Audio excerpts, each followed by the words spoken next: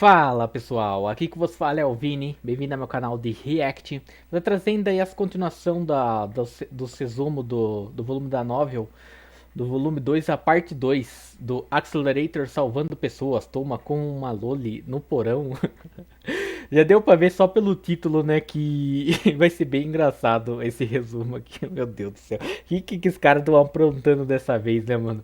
Quando junta esses caras ou quando estão separados, não importa, né, cara? Alguma coisa acontece, Fala eles galera, aprontam. já voltamos com a segunda parte do resumo da segundo volume de Toaru. Já vamos começando dando aquela pequena relembrada de tudo que aconteceu no último resumo.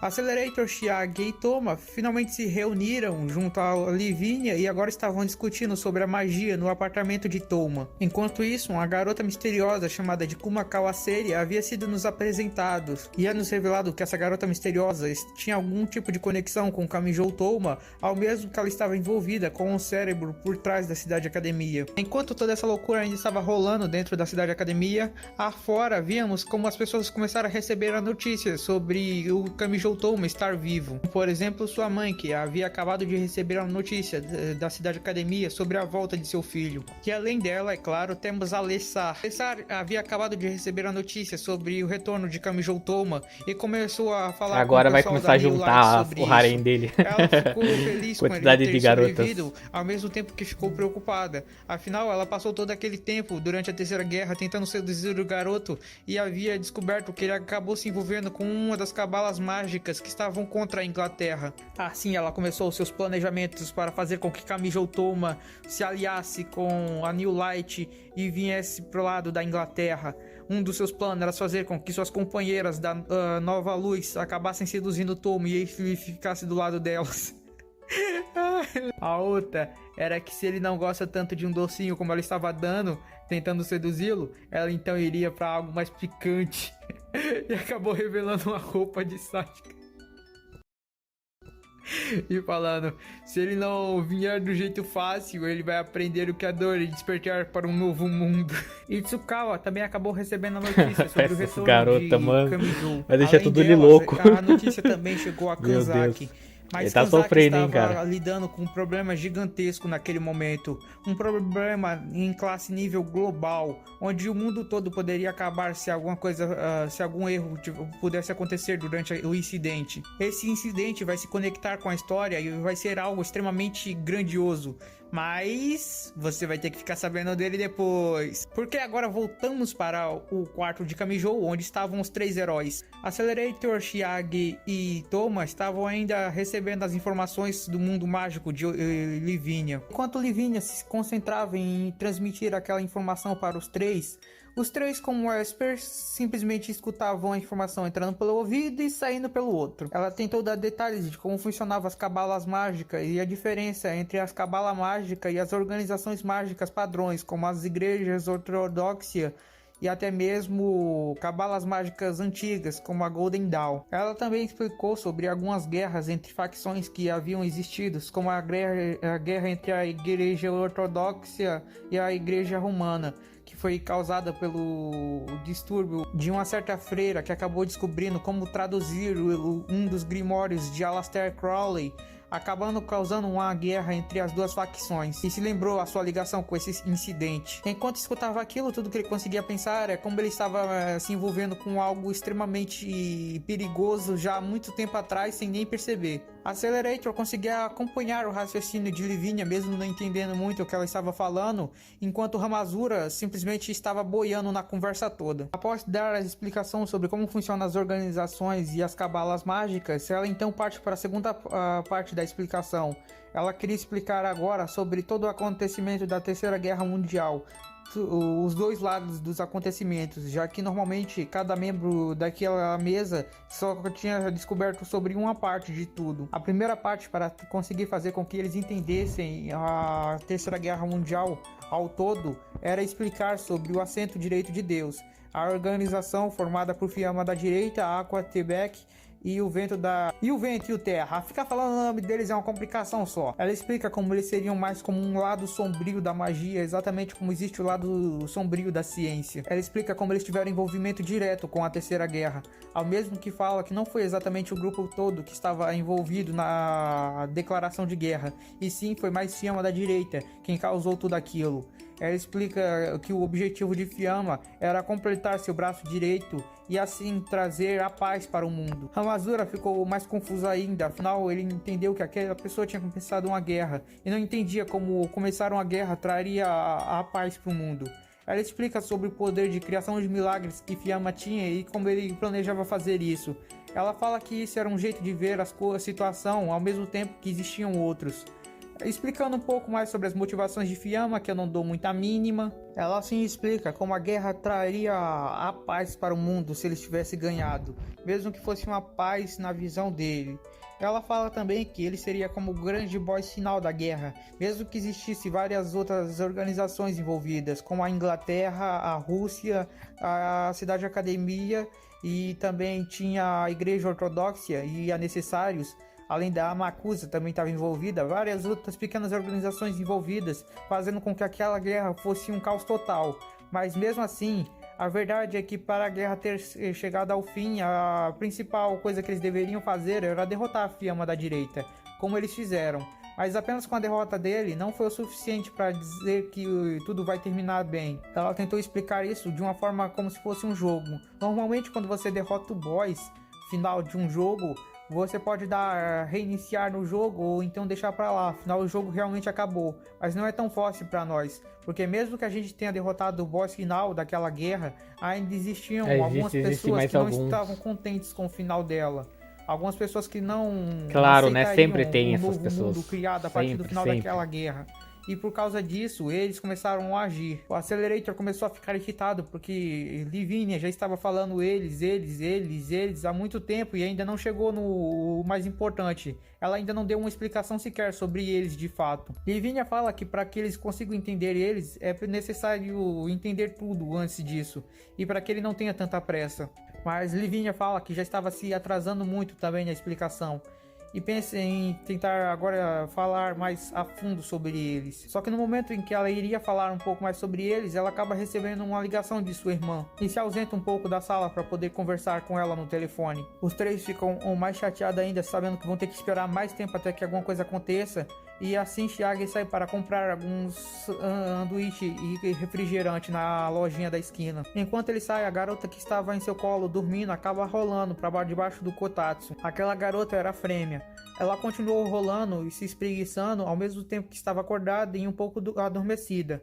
Ela continua rolando e assim quando abre os olhos, ela percebe um pé bem na frente do kotatsu.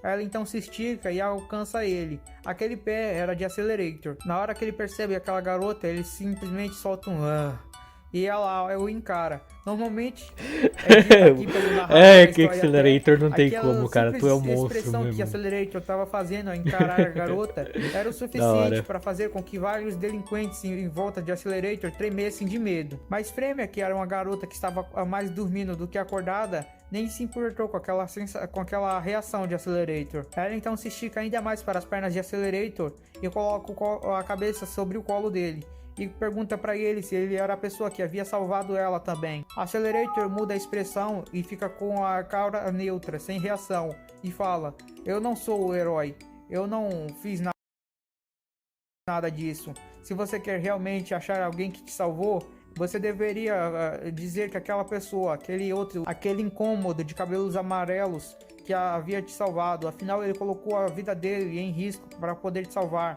E fez todo o esforço, mesmo sabendo que podia ser algo impossível. Ele não se preocupou e nem hesitou.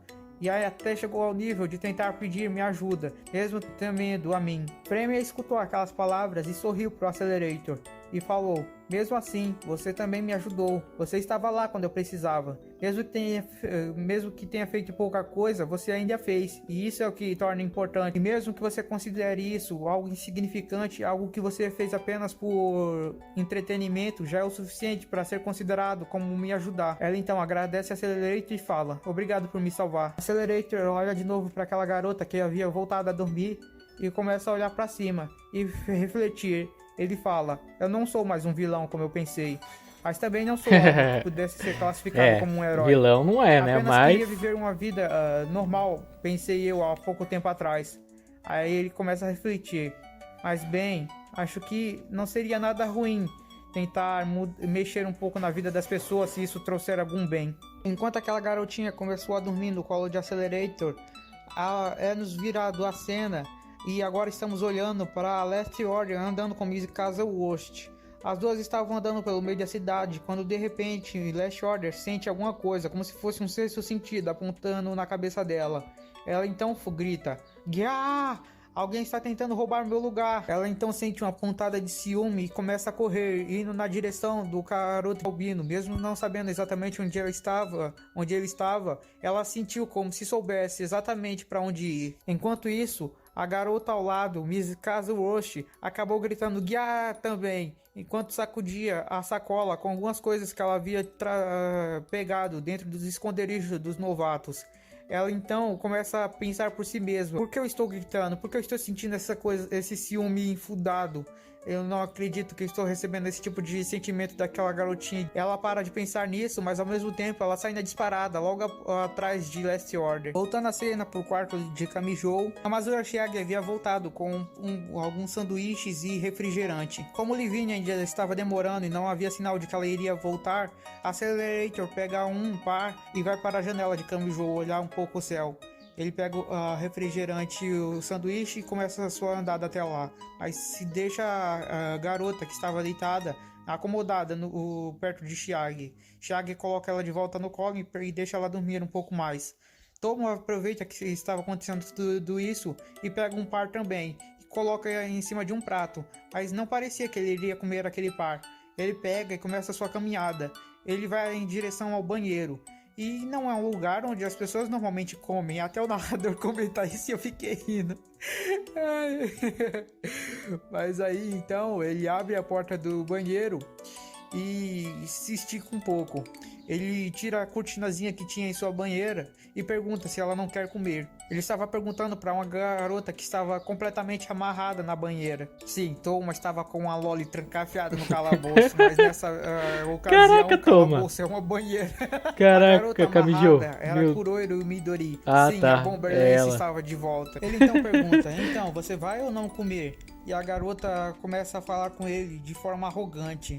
Quem você acha que é? Você deve estar se sentindo super confiante porque eu estou aqui amarrada nessa situação, não é? Mas escute bem, eu sou Kuroiro Midori, uma das membros dos Calouros. Eu fui aquela que foi uma das principais na orquestra do plano de assassinato de Fremia Selvium e na tentativa de fazer com que Chiage e Accelerator se reunissem para que eles formassem uma força que o lado sombrio não poderia ignorar. Eu fui a orquestradora final desse plano. Eu sou a pessoa que planejava matar todos esses três sem dó nem piedade. Então, olhe como se comporta perto de mim. Toma simplesmente escuta tudo aquilo e fala: entendo. O Midori então olha pra Toma com uma cara e grita: ei! Cara. Mas aí Toma responde: de qualquer forma, se esse é o problema, por que você tá tão irritada comigo? Afinal, eu não tenho nada a ver com esse seu plano, não é mesmo? Meu Deus, caraca. E aí o Midori fala: Aí ela então percebe que estava concordando, mas aí reflete sobre os acontecimentos e pensa: pensando bem, não, você foi quem estragou o final de tudo. Se não fosse você, eu teria pelo menos matado Fremia. Toma fala: tá bom, tô entendendo, você tá irritada, perdeu a briga e agora tá com a cabeça cheia. É normal, mas é melhor você comer por agora. E Dori fica mais zangada aí daí. Por que está me agindo comigo desse jeito? Por que está se sentindo tão superior? Ela fala: de qualquer forma, eu não tenho motivos nenhum para aceitar a sua caridade. Afinal, como eu sou meio ciborgue, eu posso mexer com meu metabolismo para fazer com que eu não precise comer por muito tempo. Eu posso viver até mesmo 2 semanas sem tomar uma única gota de água, se for necessário. Uma fala: se você está mexendo com o seu metabolismo para não precisar, não quer dizer que você não quer. Se você quer comer e eu estou dando comida, por que você precisaria fazer algo para não precisar? O Midori refutada. O Midori se zanga de novo e grita: ei! Mas ela pega e fala: já entendi, você é do tipo que não leva as pessoas a sério até estar com a sua vida em risco, não é? Muito bem, vocês devem ter se sentido super confiantes comigo nessa situação, mas vocês não sabem de nada. Você já deve saber com a minha habilidade, não é? E Toma fala: na verdade não. Aí ela fala: e aí diz: é muito simples, com as minhas mãos eu posso criar algo chamado de Bomber Lance, que é uma lança de energia não tem de como, cara, nitrogênio. não tem como. Eu posso disparar essas lanças a partir das minhas mãos. Normalmente eu utilizo braços mecânicos para conseguir disparar mais lanças do que o normal, mas se eu quiser eu também posso concentrar em apenas uma lança e fazê-la de tamanhos diferenciados. Aí Toma responde: entendo. O Midori fica com vergonha e diz: de qualquer forma, vocês acharam porque eu tinha amarrado minhas mãos não ia acontecer nada, não é? Ela então pega e consegue mover a mão para uma posição estranha. E aí Toma continua concentrado no que ela estava fazendo. Ela assim mostra que na verdade o braço esquerdo dela não era algo tão simples quanto eles imaginavam. Não era o braço real dela, e sim um braço artificial, algo como um braço de boneca. Ela assim desloca e retira o braço e coloca em uma forma que conseguiria acertar o Kamijou.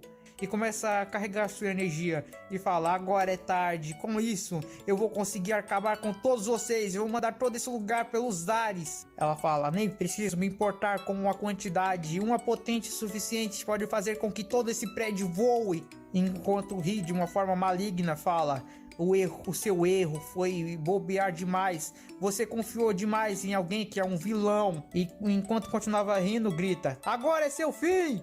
E aí Toma simplesmente diz: e esse é o Imagine Breaker. E toca nela, acaba dispersando a energia que ela havia concentrado e apagando totalmente o ataque dela. Toma, calmo com você. você. O que aconteceu e começa o quê? Aí, Toma começa a olhar para o outro braço e fala: esse outro braço também é saível ou então é real? Ele começa a mexer no braço dela, que ainda não tinha se deslocado, cara, e ela começa a refletir tudo o que tinha acontecido antes. E lembra, é verdade, ele havia feito esse mesmo truque para anular meu último ataque. E aí ele fala: parece que amarrar você não é o suficiente. Talvez eu tenha que colocar em outro tipo de posição. Ou então será que eu tiro os braços e continuo mexendo no outro braço dela? E aí ela volta à realidade depois que parou de pensar e começa a ver que ele estava mexendo nela. E fala: para de ficar me tocando! E ele fala: para de gritar, eu só tô tentando ver como é que se encaixa. Aí isso daqui, meus braços não são uma TV velha que você pode ficar remontando do jeito que você quiser.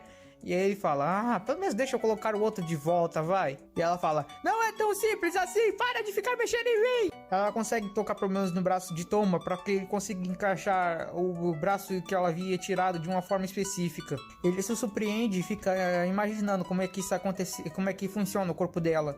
Ela explica as partes que o total dela ainda tem boa parte humana, mas várias partes dela foram trocadas com máquinas. E ela consegue colocar alguns ajustes, ou o que ela chama de gadgets, que é basicamente algumas coisas à parte para se aprimorar. Ele então pergunta: e se você colocasse alguma coisa tipo aquela coisa dos peixes que faz eles respirar embaixo d'água? Você poderia ficar vivendo lá embaixo por mais, não ficando por muito tempo, mas sim viver embaixo d'água? Ele então fala: não, para isso você precisaria remodelar totalmente seu corpo, já que ele precisaria se acostumar com a pressão debaixo do fundo do oceano também. E fala: mas por que eu estou tendo que explicar isso para você?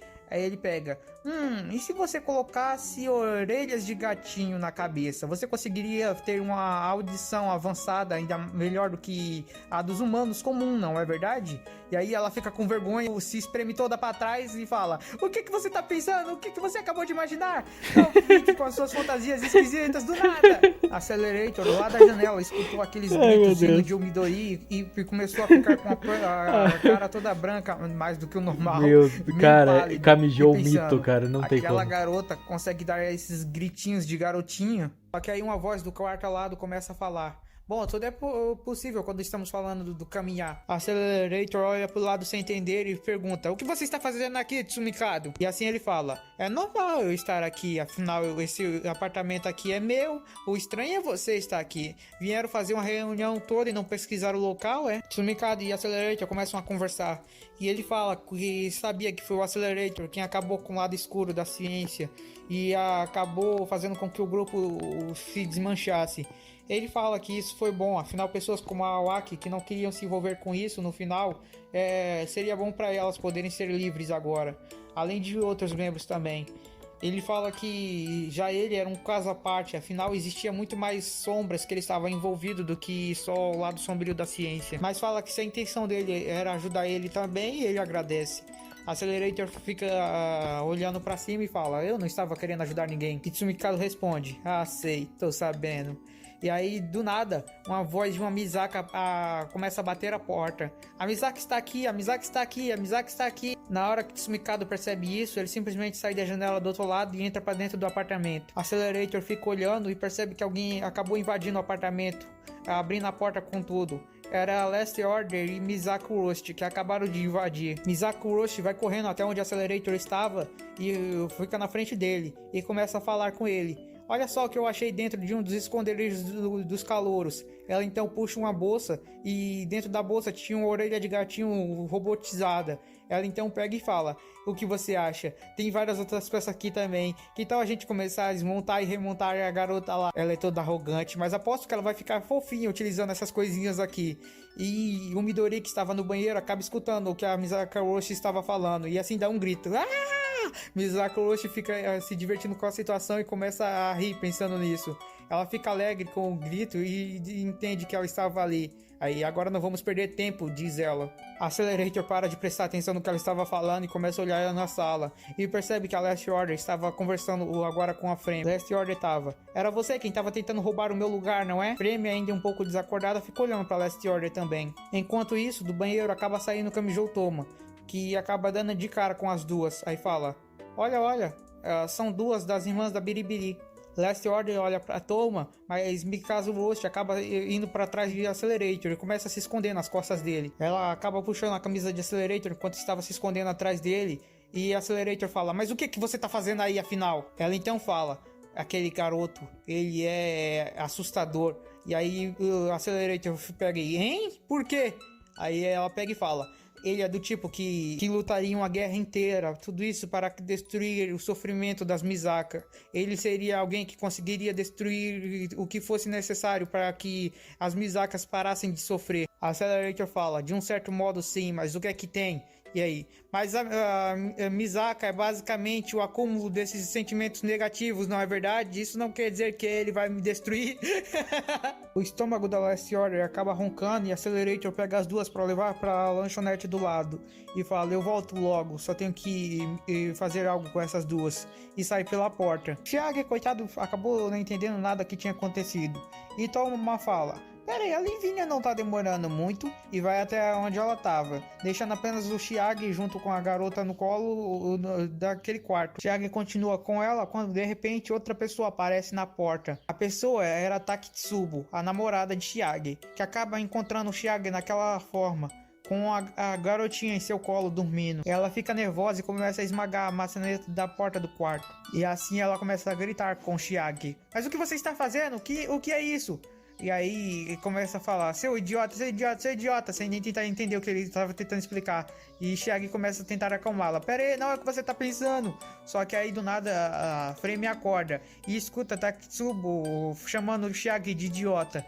E aí ela começa a falar: ei, não chame o Chiage de idiota. Eu sei que ele é uma pessoa preocupante e ainda parece um idiota, mas mesmo assim você não deveria ficar falando mal dele. Ela chama de todo jeito ele de idiota.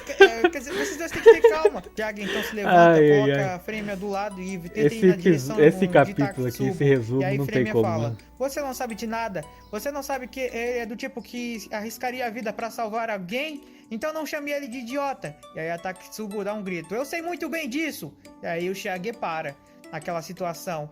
E do nada a Mugina aparece dando um chute no Chiage. Além dela também tinha Kinuta, que havia aparecido. E começa as duas a brigar, Mugina e Kinuta, tentando decidir quem foi que ganhou ou perdeu o jogo que elas tinham feito antes, de quem encontraria o Chiage primeiro.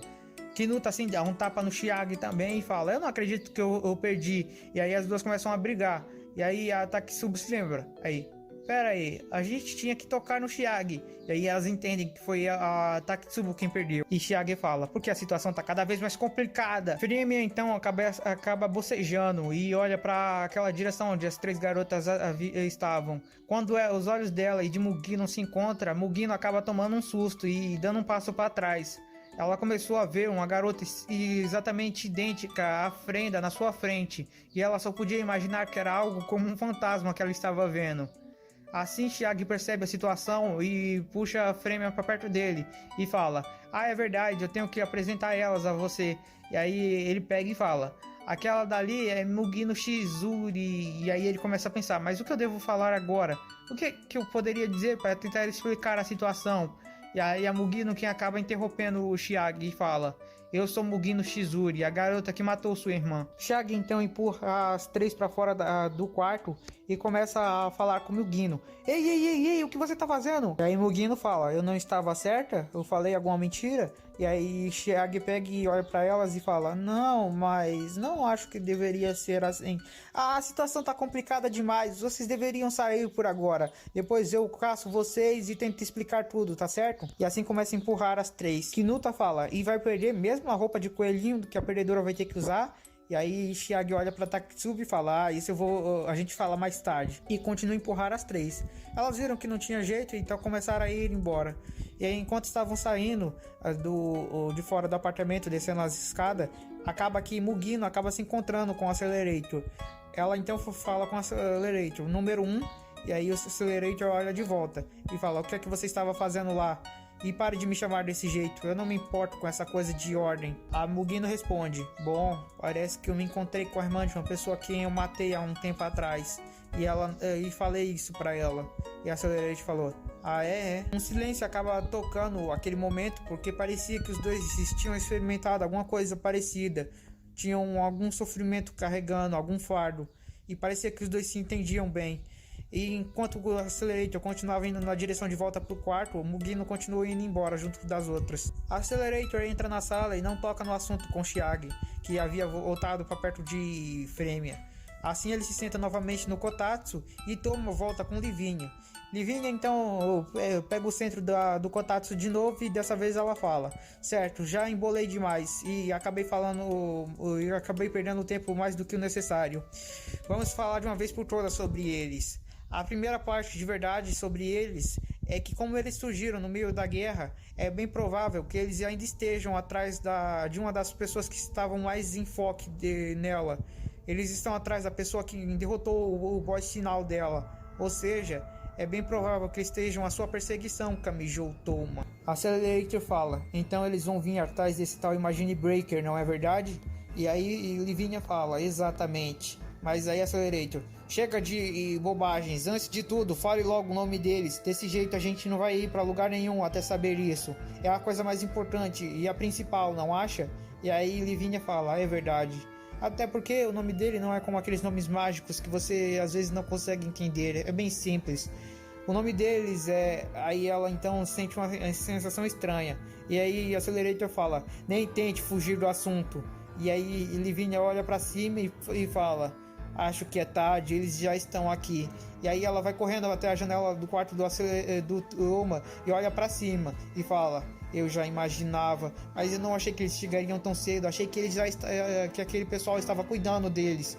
E aí Chiage pega e fala: "O que é que você está vendo aí fora?" E aí vai ele e Toma, que colocam a cabeça pra fora e começam a encarar lá em cima. Eles veem um monte de columbos de nuvens e percebem que tinha um castelo gigante sobrevoando a cidade academia. Chiage dá um grito: "Mas o quê?" E aí Toma fica totalmente pasmo com a situação. Assim terminamos essa parte do resumo. No próximo vamos voltar logo com a explicação sobre o que é esse castelo gigante, já que ele estava envolvido com a Kanzaki, aqueles assuntos que eu falei que se conectariam logo. Veremos como o lado da ciência e da magia estavam lidando com isso até chegar. Então vamos ver como Accelerator, Chiage e Toma vão lidar com essa coisa gigante sobre eles. Bom, obrigado por assistirem até aqui. Esse resumo aqui, né, nessa parte 2 do resumo do volume 2, Foi mais tipo, teve né, bastante explicação, tudo. Só que ficou bem mais naquelas historinhas, né? Normalmente tem né, nos animes, tipo, pra tirar o foco da história e focar mais naquelas coisas secundárias. Foi legal, eu dei, dei uma cisada aí, achei bem engraçado. Kamijou mitou, não tem como, cara. É um monstro mesmo, né? Nosso protagonista. Até parece que ele é B10. Só que ainda, tipo, é engraçado, mas meio que perde o foco, né? Porque, tipo, já tava um bagulho sério, né? Uma conversa pra depois começar uns bagulho engraçado. Pô, começa tudo sério, termina, depois fica o bagulho engraçado, cara. Acho que assim ficaria melhor. Mas de todo jeito, até que explicou quase, né? Porque no final não conseguiu explicar nada do que são eles. Daí só no próximo resumo agora pra gente tá vendo, né? Mas eu gostei bastante, cara. Como sempre, né? Com a Mijou mitando. Accelerator só se estressando, né? Ficando na dele, não ligando muito. E o Chiag, aquele personagem mais bobão, né? Como sempre. Ai, caraca.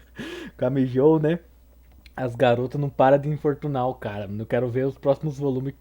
Quem mais vai aparecer agora pra infernizar a vida deles agora? Que tipo de situação agora os três vão se meter e cada tipo de luta que eles vão ter que ter agora, né?